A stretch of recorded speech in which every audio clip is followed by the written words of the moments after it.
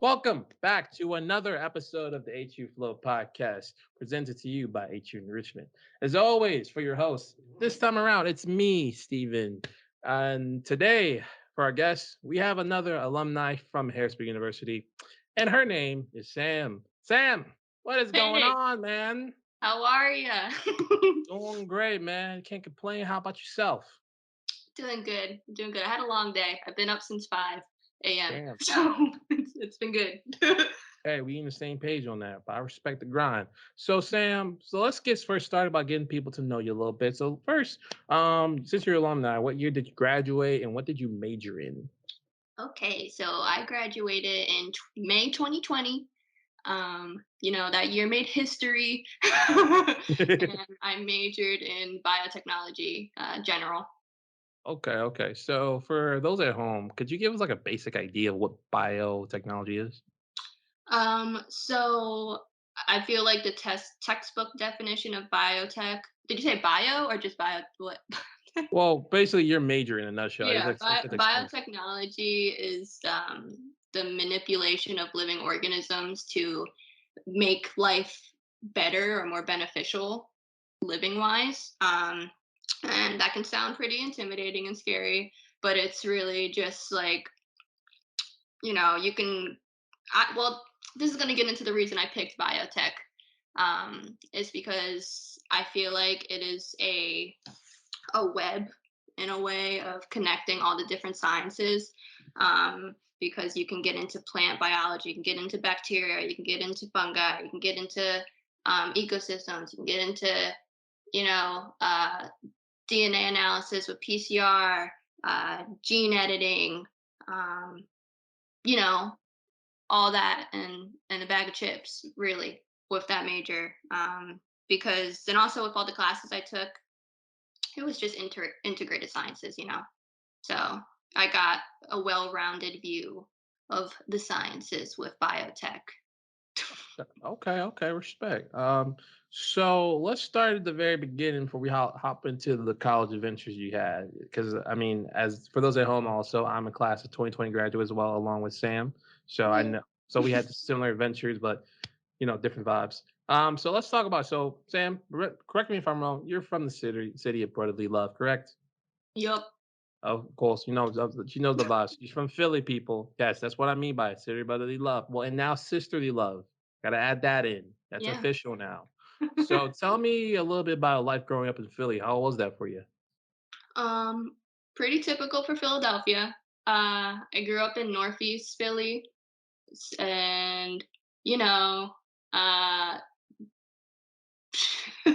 yeah, my like it wasn't it was rocky, financial difficulties, didn't have a car growing up. Really got to know the public transportation center, and like SEPTA, and that was like how I got everywhere, if not by feet. Um, and yeah, single mom home, uh, majority raised by my mom, my grandmother, my brother, and my uncle, and yeah. Hey man, look, that's it. That sounds like a typical Philly life right there. I mean, look, I grew up in West, so I can understand that. So now let's talk about high school then. In this case, so where did you go at high school? I went to the Arts Academy of Benjamin Rush in the Ooh, Northeast. okay. Mouthful. That is a mouthful, but I know the school. They made it really known for themselves on those SEPTA buses to have Oh, that little ad on them, and everything. really? I don't even remember that. Oh, No, wait, maybe I do. Anyway. yeah, it definitely did it. um, But yeah, so tell me about a little bit. Let's talk about a little bit about high school life. So, going into high school, did you already know what you want to do when it came time for like college stuff, or like did you have to figure that out as you went? I definitely figured it out as I went along. It was a performing arts high school. So I didn't really have the typical high school experience, and like, would get asked if like, oh, is my school like High School Musical? Like, do you do math there? Like, is it like victorious? Um, and like, yeah, it kind of was, but like, we were also still like a college prep high school. I just had one period where I danced for an hour because I was a dance major. Mm. Um, but yeah, I didn't really have an idea until 10th grade. The summer entering 10th grade, um, was it the summer entering 10th grade? Yeah, it was that summer. I had a past science teacher. Well, I always liked science. Like, I always liked bugs. I always liked like being in the grass, even though I was allergic, and questioning like rainbows and like more majority of nature things. I think that's a common way kids get involved with science. But I had a high school teacher that recommended me for an apprenticeship program. And I was grateful enough to have that be my first paid job and also my first introduction into molecular biology at the age of 15. And it it was at the Monell Chemical Senses Center, and they had a sapling program. I can't remember the acronym for sapling. But I basically like was a lab assistant, and they gave me my own project to work on with a mentor, and I helped her with her work, which was mainly PCR, which is polymerase chain reaction, and that's when you photocopy DNA to use for DNA sequencing or for other things. And the lab I was in was for olfactory receptors, so for how our nose smells and you know how we smell. And I did that for 2 summers. I went back for a second year, 2 summers within my high school years, and that solidified like, yeah, I could see myself being in a lab or doing something like that for a job when I'm older. Oh, okay. See, yeah, man, your internship was lit, man. I only internship at Yeah, Temple, so like that's so you got cool. that. I mean, it was cool, but like it was just more paperwork stuff. So like you still had it Yeah, you still had it down there. yeah, I'm really grateful for that experience. I mean, it's a good experience for someone, especially during your 10th grade year, to do that for 2 summers in a row after that. I think that's something that a lot of students, because I think nowadays students are more pushing for like experience at a much earlier time period, which is good because when it comes to like stuff like college, when you get there, it's like you have a better idea or you have that mindset. Like it's just as much work as it was for the Right. internship. Yeah, So, I think like yeah, for sure. Like before, it was a public high school, and I did go to a mix of public and Catholic school for grade school. mm, Like a mix of that. So like my mom had in mind like when growing up, it's like okay, Sam is she does good in school. She likes school. mm, Yeah, you're going to college. You know, you're gonna be the first one. okay. Yeah, because you mentioned you're first generation in terms of college, correct? Yes. So, for your family, were they always like were they really, really pushing for you for college, or like was there other options on the table as well? Um, I feel like um it was quite pushing me for college. But also I feel like regardless of what I chose, they would be supportive. But also I feel like during those years, especially like as a high schooler, and depending on your environment, you're not really given a lot of options. Mm, Because we're, systemically and socially, culturally inclined to follow the regimen of school, go to college, get a job, like that's how you be successful, quote, and that's not the case for everyone. And not everyone also has the opportunity to do so. So I think that they were pushing it on me because they knew I had a great chance to get scholarships uh, also for that. gotcha, gotcha. Okay, that makes sense. I mean, look, I was in a similar boat. Either my dad said go to college or become a construction worker, which I was Right. raised as a handyman my whole life, so I knew how to fix a house from the from the beginning to the end. But Awesome. definitely understand that. So let's talk about you then at that point college applications because every high schooler love doing those because they're so fun and interesting. So let's talk about that. So because that kind of leads to the next point. So when it came to college, did you already have in mind to go into HU or were like there other places at the table for you? I didn't. I really had no idea. Um, and in Philly, we have so many options, really. Like I was considering Temple, I was considering Drexel, I was considering UPenn. Yeah. um, I was considering U Sciences. That was high. That was a higher up for me. And like ones that I didn't really even like care about that much, but still applied to, um, like Bloomsburg or like in I don't remember the name of the other one, Indiana or something. I don't know. Indiana, IUP, yeah. You talking Yeah, about yeah. Or just like CCP, you know. Um, but I when it came to applications, I'm grateful that I had teachers that like helped me with them because I had no idea how to do that. My family had no idea how to do that. Um, but yeah. Also, my SAT scores bad. Damn.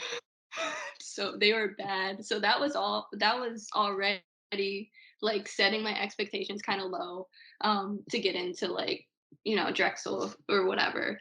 Um but I learned about HU through the college fair at my high school. Like I went to the table and um like administration was there and they had a pamphlet and whatever and I was like, oh, okay, this is like the only one out of one other school that is completely science and tech based and it's very small. um and they became my favorite. And it was also convenient because it wasn't too far or too close from Philly, so Okay. it seemed like a good deal. you know a good Um, option. I mean, look, man. The lesson I give to people who are going out to college, look, man, it's a business. So understand you're getting sold a product to you in the form of a scholarship and tuition. Now, Yeah. if you don't make like perfect money moves, the debt you're gonna be have is gonna be stupendous. So choose wisely on that one. That was something my teachers told me in my senior years when I was applying. And I don't think a lot of us would take that seriously enough until you actually start seeing the money affect you. Right. So I'm happy I'm not in that position where I have to worry about like debt because I had a good Yeah. scholarship from HU. But there's a lot of other people who are not in the same shoes as I am.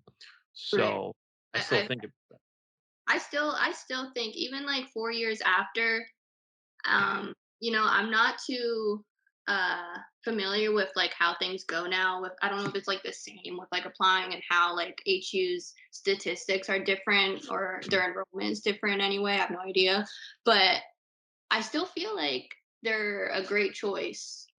Like just considering their environment, their majors, um, the state of the US with COVID and the pandemic.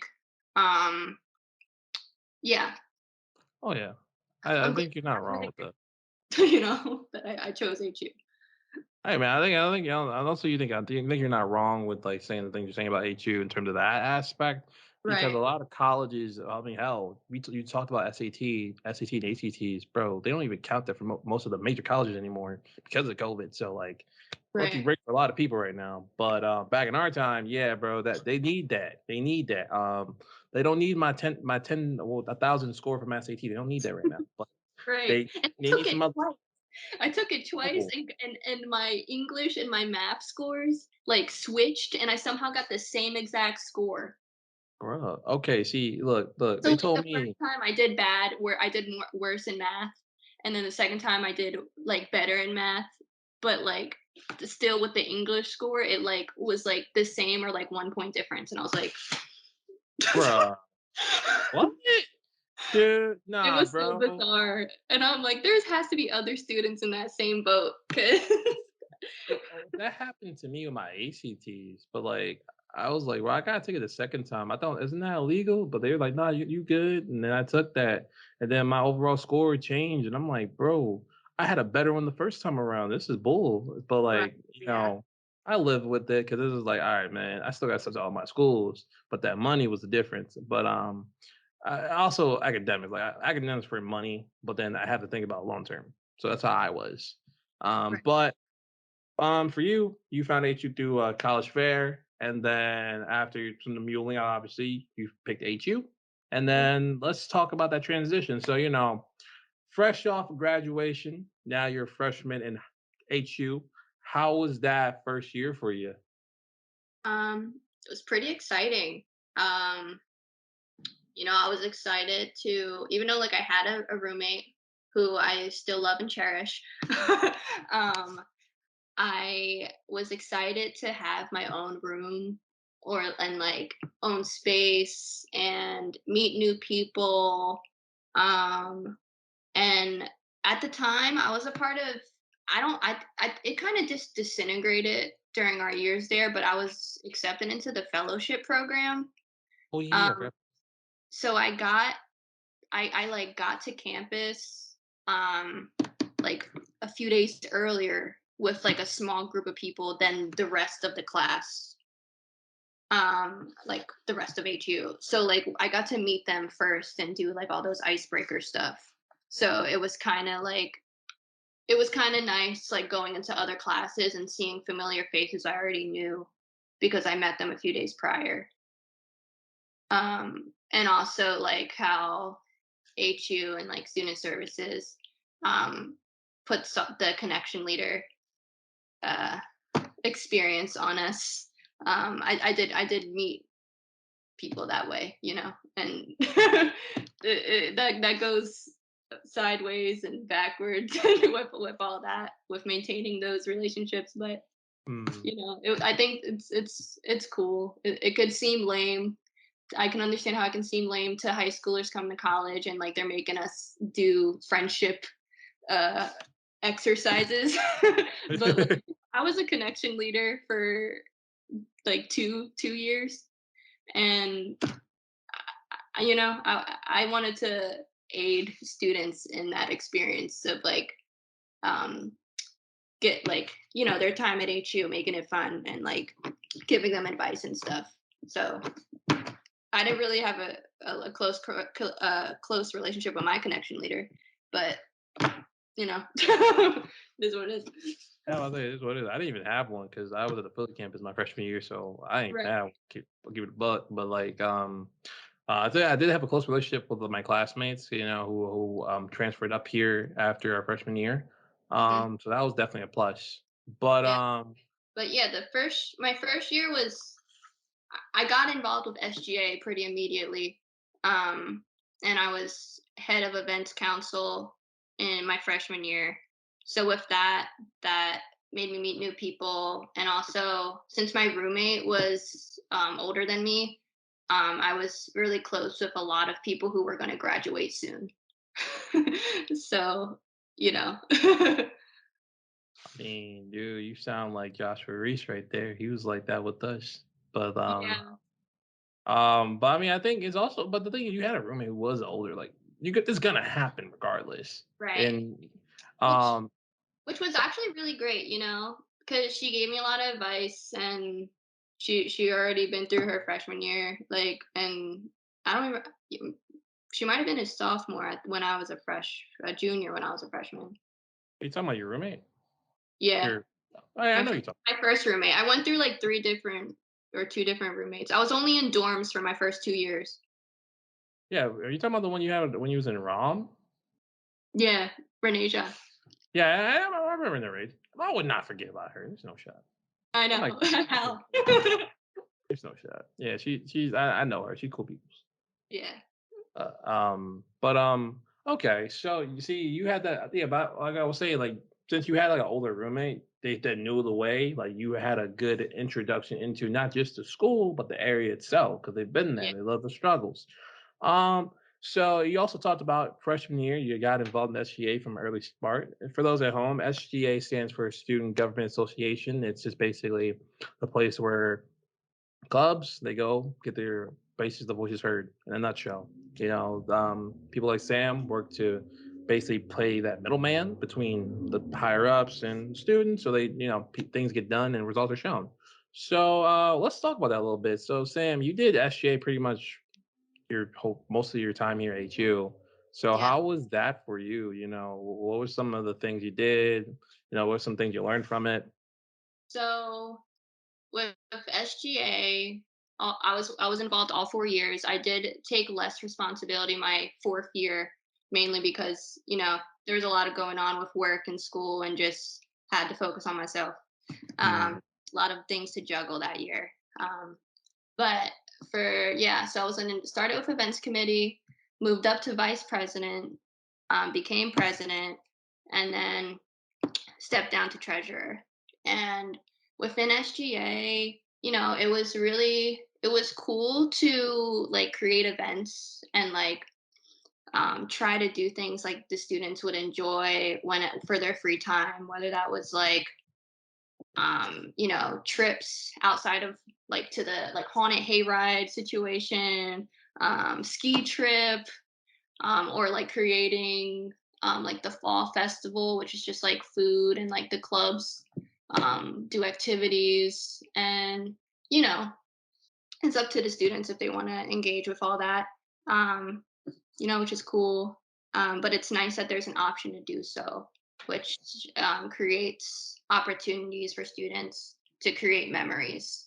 Um, but also within SGA, like you said, we're the middleman between higher ups and students. We also had to um, voice concerns the students have. So it was really like important to me to um, really hear students out and be approachable and really put a foundation down of community, because when you have a bunch of students other students, it creates tears, which to an extent should be there for structure. But when it comes to communication, like we're all on the same level, you know? right. Like I mentioned this earlier when we were catching up with we're not people at a table being instructed to people standing up. It's that we're all sitting down at the table, you know, hearing Yep. everyone out. And SGA taught me a lot about relationships with students when it comes to working towards a cause, um, organizing, time management, planning, being non-biased, and expressing empathy, um, and having fun. Even though there's a lot of talk and scheduling and people making clubs stressful, or like planning events that are supposed to be fun stressful, while we're also doing schoolwork or while we're also have an outside job, like it, there's a lot of room for that to go wrong, and I'm grateful that majority of the time it went pretty well. Hey man, that's true. I mean, I think one of the highlights is like let's see, was it my sophomore year? Was it? Because I remember we went on that ski trip. I I think it was. heard Yeah, I went there once because like this is where I had that awkward exchange with Adam, and it was so funny to me because man, because well, it wasn't the way how we got there. Because you were on the ski trip, Adam was on the ski trip, all of the SGA guys and gals that were there. Because someone ended up like breaking their shoulder or something. I think that's what oh happened. He got cut. yeah, Yeah, like they had and someone had Adam. got hurt. Yeah, and Adam had to ride in the ER in the ER thing with that. Oh no, there was two people that got hurt. There was that person, and then my friend who got a concussion because he went on a ramp and had no helmet on, and he fell hard. Yeah, I Uh, remember that. He went on the like crazy chorus he, without like yeah, being primed or yeah. taught to do so. I That's told on him him. like no, I told him, bro, don't let somebody pipe you up and do that. He's like, I got this. I'm about to be on that Tony Hawk. Tony Hawk's skateboards. You mean Sean White, right? One way. Yeah, he's like, "Yeah, yeah, yeah." He goes do it, then he ends up getting concussion. I had to go with the little the hospital truck down to their station with Adam, who's at the time the SGA president, I think. And like for 5 minutes, we're both sitting out in the cold, not saying anything to each other. This is so awkward. Like it was just so silent. And it was just like so funny to me. And I'm like, man, Yeah. who? That was So so one of us good. gonna talk? I really love that we pulled that we were able to get the discount we got for students to go, because like so many students wouldn't have like had that opportunity to do so, like including me, like Right. that was great. Oh yeah, that was a fun trip. I just wanted to highlight that because I think that was one of the dubs you guys had that that shows that hey man, yeah, it's hard work, but it pays off, and that's a pretty big example because a lot of people love that trip. I mean, I know I did, um, and I think a lot of people should definitely see that as a dub here. So shout out to you guys on that one. Like, Um, what was I about to say next? Uh, let's so you did SGA, you balance that on top of your classes and other stuff if you're working outside of school as well. That can be stressful. That's anyone. So for you, how did you go about managing all that stuff? all right, so everyone's different and everyone eventually finds what works for them, as long as they're committed to, and they're willing to try new things, because that's a tough journey for anyone, Mhm. regardless of their situation.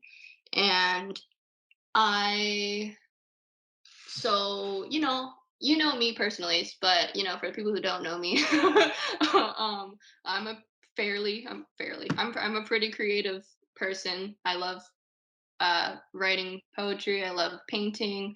I enjoy singing. I like music. I like dancing, all that. And coming from a performing arts high school and then jumping to college where I'm not dancing anymore, I don't have the arts structurally scheduled into my day every day, like how I did previously for majority of my life before. Um, so I had to find an outlet that worked for me, to as a form of expression, and that's I started writing, in college, and whether that was poetry or like songwriting, that was good for me when I had free time, or act as a journaling exercise, which could just aid in personal development, personal growth, and reflection. um, and we all could use some of that here and there. But when it comes, I was trying to, I knew this question was coming, and I was thinking about it yesterday. And like, I was trying to think of something that it still is productive with being a student, but still like being self expressive Mhm. and also helps you with management. Freaking planners and bullet journaling.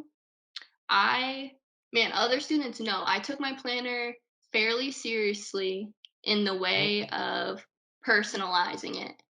Like I still do that. Like, like I do like collages and stuff in my planner. It's blank. I don't like those structural ones. Um, Personally, I just like making it my own and just writing what I need to write. I don't need and then write my own date. I don't need the gaps. Okay. But that really was helpful because like I looked forward to being in my planner, and I had it with me every class, would write down like homework or like meetings or whatever in there, what you need to know when that exam is coming up, or if you need to study, or but dedicating the time to make it cute, or like you know cut up some pictures and put it in there, write list of like songs you want to listen to, or like recipes you want to try or whatever. I didn't really do that, but I know people like to do that. That was helpful. And what else? I really enjoyed making Spotify playlists while for homework, like, or for like, I know people like to set timers, when they're trying to get something done, or if they have a task. Like, I don't know, super productive people do that. But like, if you make a playlist and you know how long it is and you know what the last song is, that can be a way to keep track of your time if you don't get distracted by it. That's true. That is true. I mean, you spin the facts. I mean, I I love kind the of planner. True. No, I love the planner one because the only reason why I got a planner is because when I went to see a monk, he really told me I should try that out. On top of many things, I spent 2 weeks with him out in the middle of like some big ass forest in like DC. Um, so Yeah, you're being that serious. Yeah, I'm serious. Like my junior year in the fall, like I failed a class and I was pissed off about that. And then I was just going through a lot of emotional stuff in my head. And I'm like, you know what, man? You know what? I heard about this thing. So I went down to DC. I found the guy. I spent 2 weeks with him. No phone, no nothing, no tech. Just Awesome. me, I love him. that you did that. Oh yeah, that's why that's why how I am today is because of his teaching. I still talk to the guy, but he got me a lot into he made me think a lot about Japanese mythology and stuff like that. So there's a one saying called the water flows. I know everyone knows the water actually flows, but like you got to really think about how it, regardless of whatever situation you're in, better days are ahead because the water's flowing. If that's flowing, you should be doing something that's not even Right, productive, just something to get through the day. right, So exactly. Go with the flow, and like resting and having time to yourself and prioritizing that is being productive. You know, that is true. like there's a hard stigma with productivity and hustle culture. Yep. Um, and like everyone works differently. There's not one blueprint that works for everyone. Especially when it comes to work ethic or just daily routine. That is facts. That is facts. Because you just need it, and that kind of leads me to my next question. I was gonna bring up that because, back in our time, the stigma around grind culture and stuff like that was more opening up the conversation about mental health.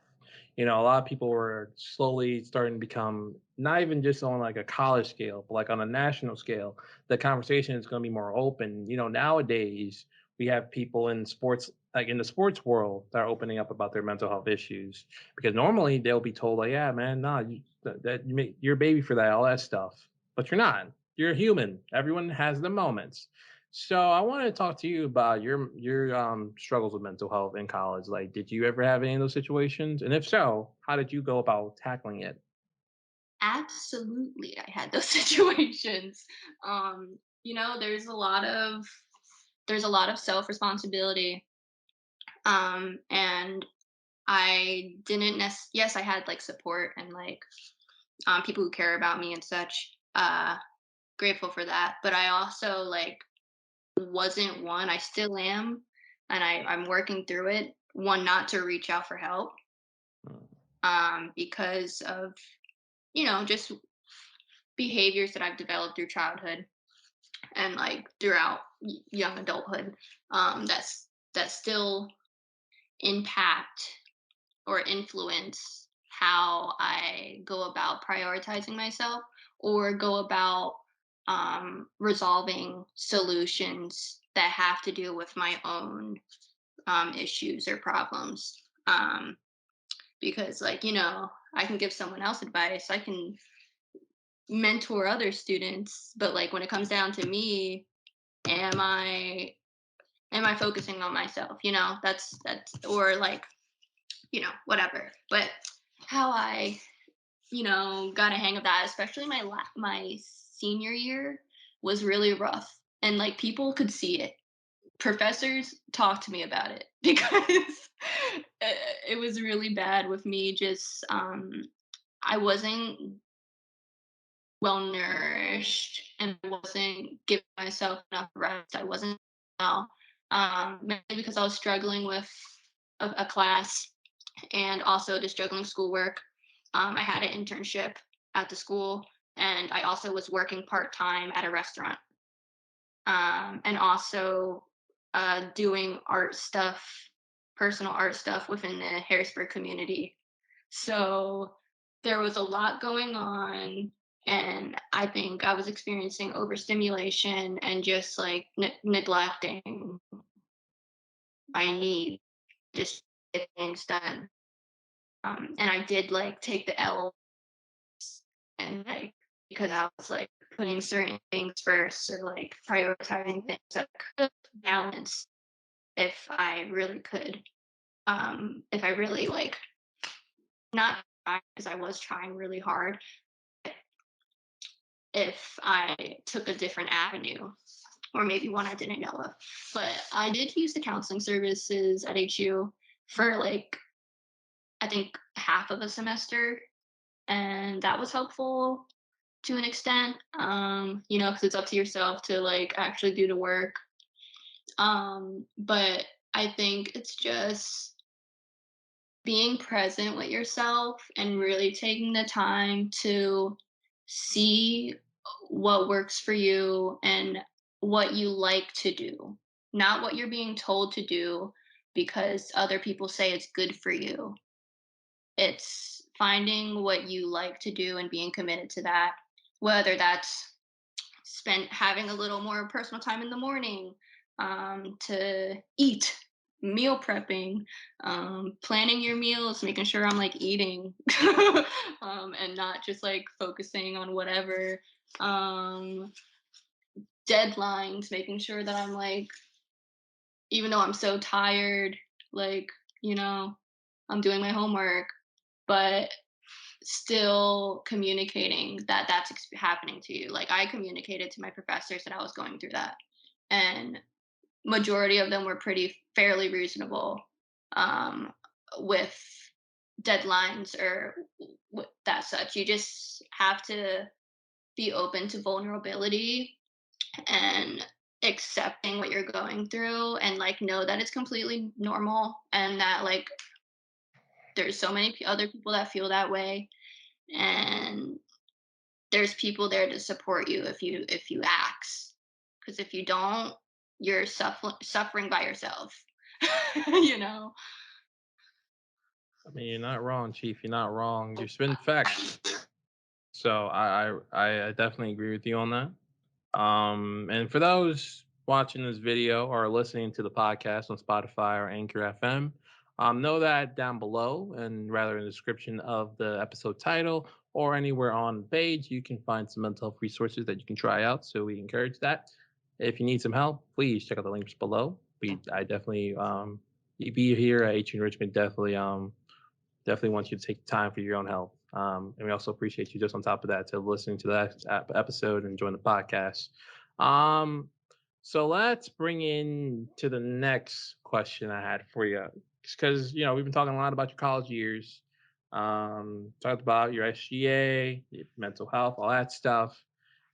Now, for a graduate, you know, for our cases, we've been graduates for now 2 years, so a lot of time has passed. Crazy.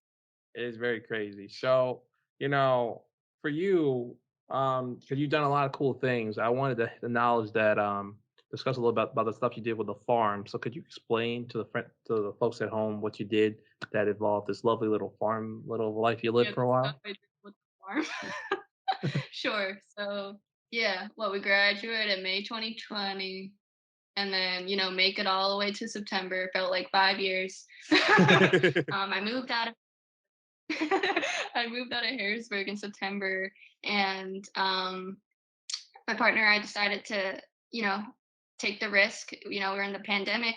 We both unemployed. I'm done school. I have no structure to my life. I can do whatever I want. That feeling. Until reality hits. But I was really fortunate with um, the pandemic being that I had the freedom to start a new adventure, which was through the Wolf organization, Worldwide Opportunities on Organic Farms. And, we put all our stuff in storage and we drove to different homesteads and different farms, across PA and in Ohio, actually. And basically, it's an educational and cultural exchange on homesteads or farms, for um, exchange of room and board. So I was helping out families or like couples with their land, and with their animals. for 6 months off and on, and basically living with them on short periods of time, anywhere from 2 weeks to a month. And we had to be cautious with that with the pandemic, but Mm. generally, like, over the course of a year, I only was in contact in person with maybe less than 10 people, or around 10 people.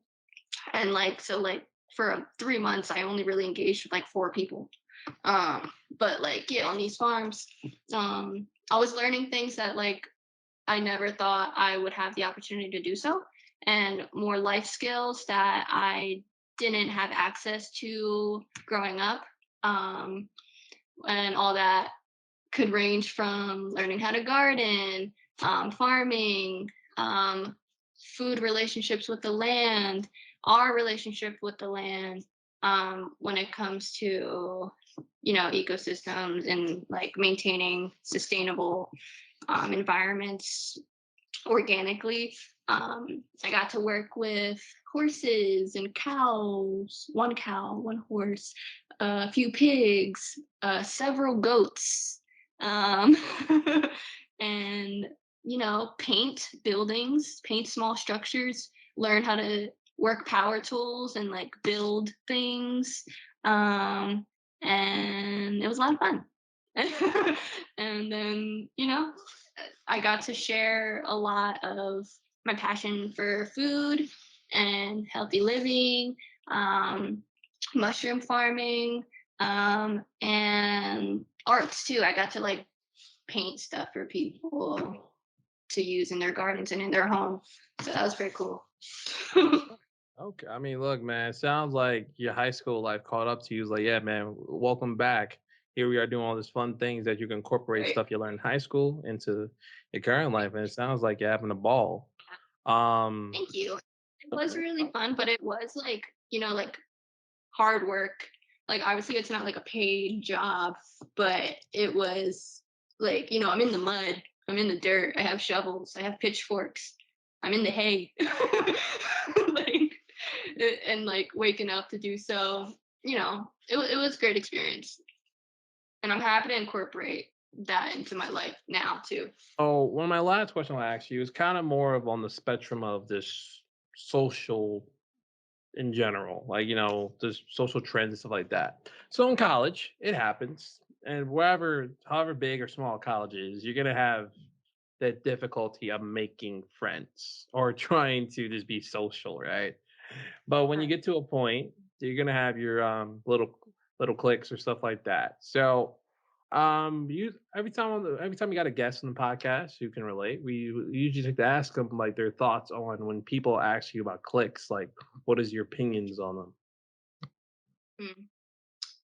So I feel like clicks naturally happen when people are from a certain place or they relate to you, relate to others, whether it's culturally or if it's just like hobbies, because most likely those same people are going to be in the same place as you are, Mm.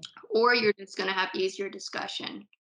Um, and, like I said, they form naturally. I personally, I feel like even in high school, um, I was very much a floater friend, like I was friends with people who had different interests than me, or like they were more in like the sporty group, or like more in the well, my school was weird with sport, even because it's a music and art school.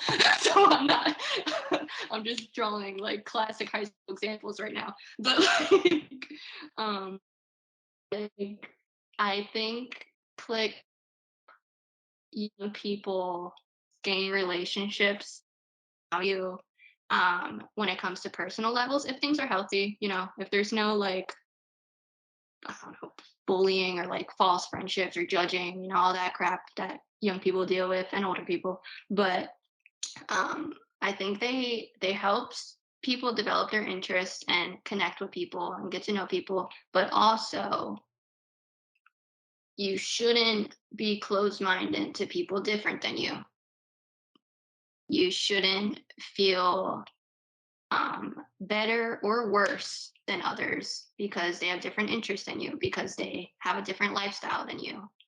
Um, you know, I feel like that's basic stuff, but obviously experiencing it for many different people, that's not the case because clicks can, same way with like social media in general, it causes people to do to be down on themselves because there's comparison, and with comparison you can either go do more personal growth in a beneficial way or the complete opposite. I feel like majority of people can understand that without me getting into the nitty gritty.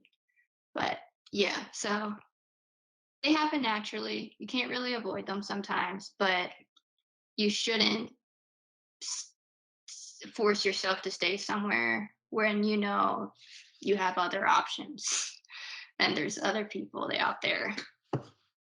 Respect, respect. You're definitely speaking truth to that.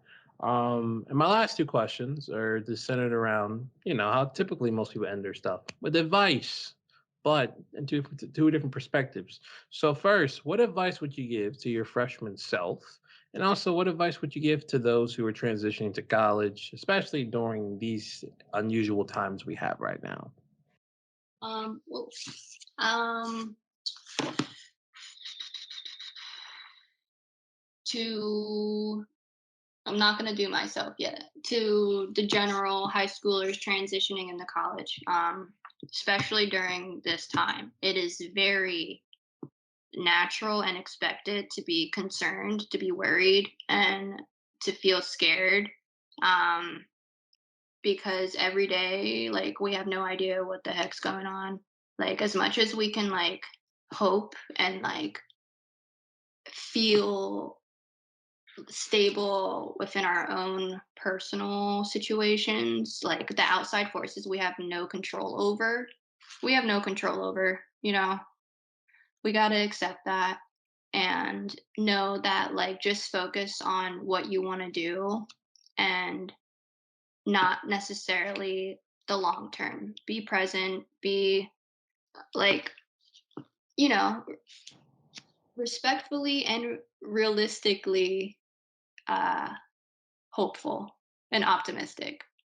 Um, because there are plenty of things to still look forward to, even when things feel crappy or when things feel like you're stuck. Um, and you're about to enter a new chapter of your life, and um, podcasts like these or to or like hear from different people's experiences and like take all that in, but you're gonna have your experience, like you're gonna make it your own, and that's so special. But for advice for myself, my freshman self, um, I would just say, I'm pretty grateful I stayed true to myself, and I was like, the whole be yourself stuff, because I really found what I liked and how I can thrive, um, and such things like that. But I think advice is just, keep going with it, and you're not gonna believe what you're doing your senior year and after. Like, this life I have right now, what the heck? I would have not expected that, I wouldn't even guessed it at all. So Hey, respect. Look, man, this thing called life is crazy. So when shit I know happens, you things say that happen. all the time.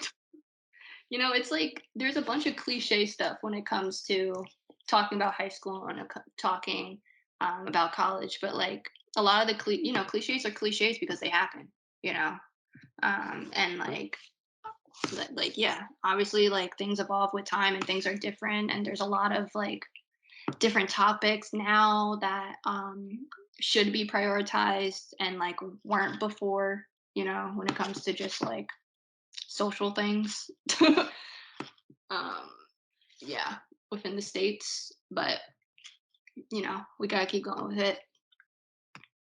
That is true. There is a sense of having a revolutionary optimism and just stuff when it looks bleak, like you said. So it's Right. important to have that. And I think for anyone at home who feels, if you're watching social media, yeah, you're seeing a lot of negative, understand that there's always going to be negative. But there's just as much as there's negative, there's positive. So you got to learn to find the balance and Right. hopefully, Balance is key. Like, like especially with our generation and like the generation below us, like, the world seems like crap right now. It really does with the pandemic, with the presidency, um with racial movements, with the planet freaking dying.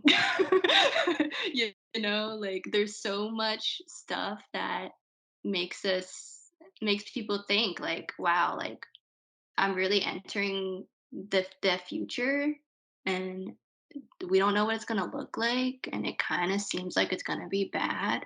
But I have my life now, and there's plenty I can do now to do good and show love, show empathy, create community, be healthy, and bring that forward.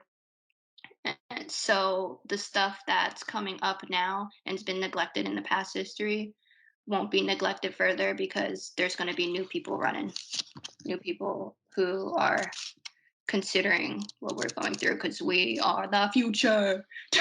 facts. That is facts. I mean, hell, the previous generation when they were growing up, they were scared of where we're at right now. Right. So it's not Right. something that's like It's old and fashioned. It's new. Everyone knows, but it's just like at least we're establishing the foundation so that hopefully the next generation doesn't have to go through as much as we did. right. Um, And I feel like that's what everyone says, that's what every generation says. That's what our parents say, that yep. I want my child to have a better life than what I have.